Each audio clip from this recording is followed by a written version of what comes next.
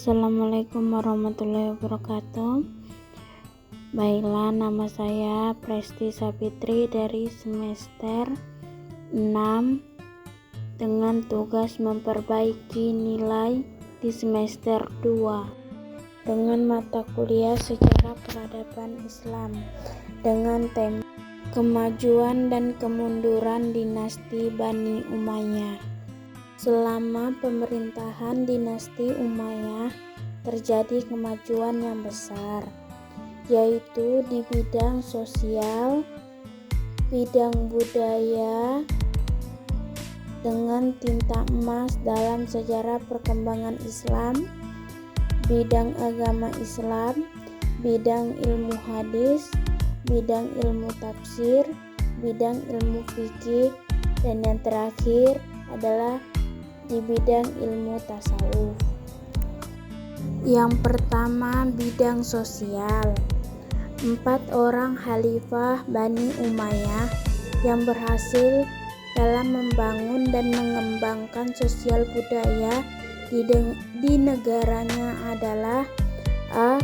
Khalifah Abdul Malik bin Marwah tahun 65 sampai 85 Hijriah. B. Khalifah Walid bin Abdul Malik tahun 86 sampai 96 Hijriah. C. Khalifah Umar bin Abdul Aziz tahun 99 sampai 101 Hijriah. Dan yang D. Khalifah Hisham bin Abdul Malik tahun 105 sampai 125 Hijriah. Pembangunan yang dilakukan oleh para khalifah Bani Umayyah telah berhasil mengantarkan rakyat ke puncak kemakmuran dan kemajuan di berbagai, tidak hanya dinikmati oleh umat Islam saja, tetapi dinikmati oleh semua rakyat termasuk rakyat yang belum masuk Islam. Adapun kemajuan di bidang sosial yang telah dicapai oleh Daulah Bani Umayyah adalah terciptanya mahkamah tinggi, penerbitan di bidang hukum, mendirikan kantor pos tujuannya untuk menyampaikan berita dari pusat ke daerah dan untuk mengamati pekerjaan para pejabat daerah, mendirikan rumah sakit, mendirikan tempat penampungan orang-orang yang tidak mampu dan memajukan perekonomian, serta dibangunnya masjid-masjid yang indah. Pada masa pemerintahan Daulah Umayyah dalam bidang budaya mengalami kemajuan yang sangat pesat. Dalam bidang seni bahasa, seni isya, seni sastra, seni kitab, seni suara, seni rupa, dan seni bangunan atau arsitektur. Erat kaitannya dengan perkembangan bahasa atau logat. Sedangkan seni sastra itu merupakan orang-orang Muslim Arab yang melakukan tukar pikiran dalam diskusi ilmiah dengan bangsa-bangsa yang telah mengalami kemajuan terlebih dahulu. Seni isya adalah seorang sekretaris negara yang bertugas untuk memegang surat-surat kerajaan. Sedangkan seni kitabah untuk meningkatkan serta membangkitkan semangat jihad dan meninggikan kabilah.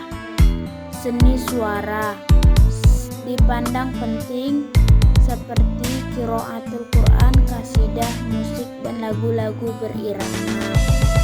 Seni rupa yaitu seni ukir atau seni pahat. Dan yang terakhir, seni bangunan atau arsitektur,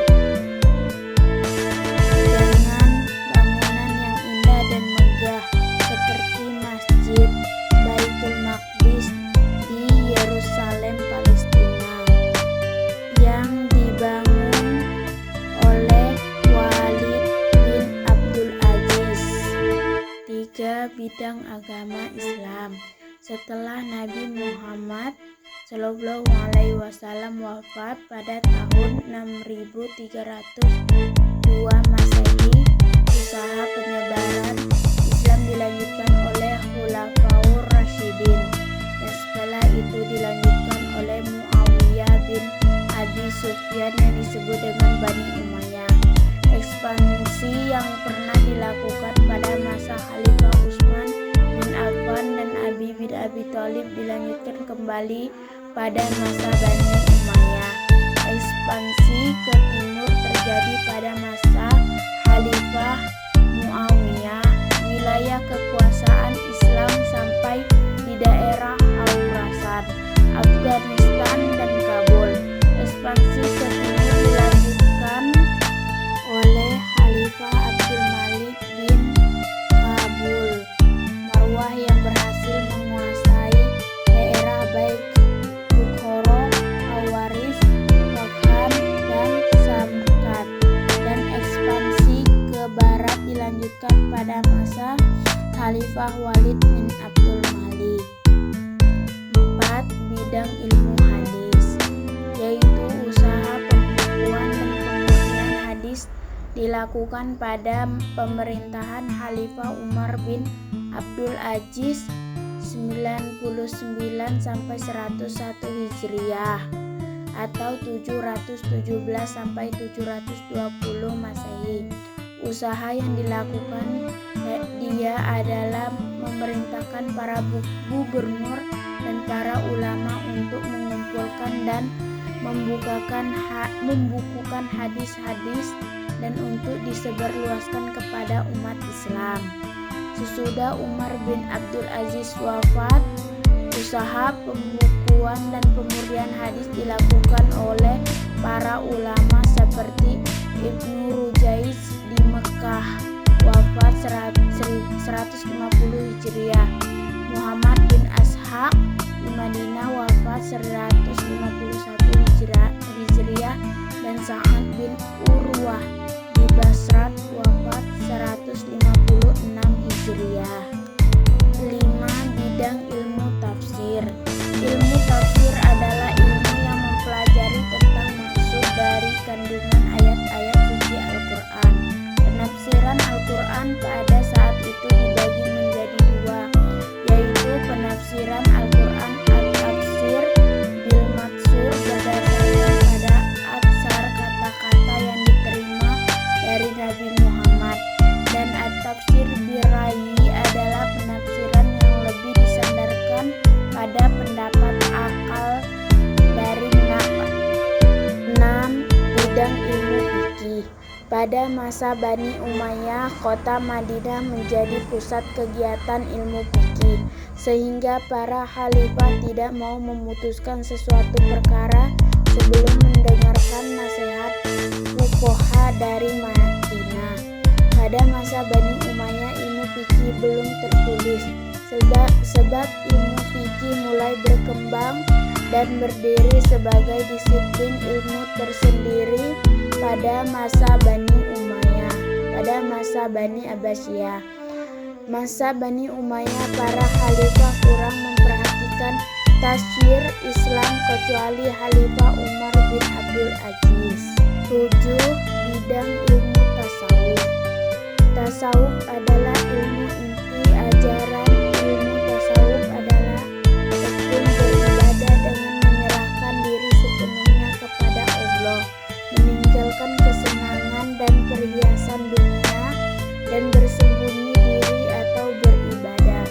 Pengertian tasawuf adalah cara mensucikan diri, meningkatkan akhlak, membangun kehidupan jasmani untuk mensucikan diri, mencapai kebahagiaan abadi dan disebut dengan sufi. Adapun ulama-ulama termasyhur di bidang ilmu tasawuf adalah A. Sa'id bin Musyab, B. Hasan al-Basyri, C. Sufyan ats-Tsauri. C. Kemunduran pada masa pemerintahan dinasti Umayyah.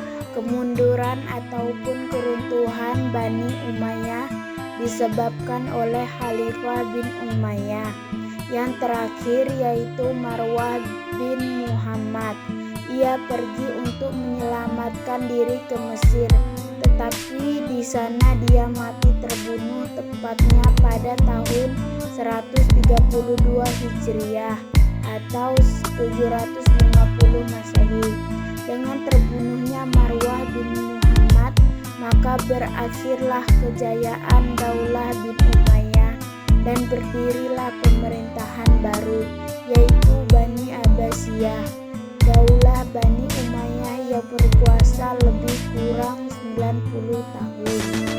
Adapun beberapa sebab keruntuhan Bani Umayyah yaitu yang pertama, diubahnya sistem pemerintahan musyawarah demokrasi menjadi monarki absolutisme.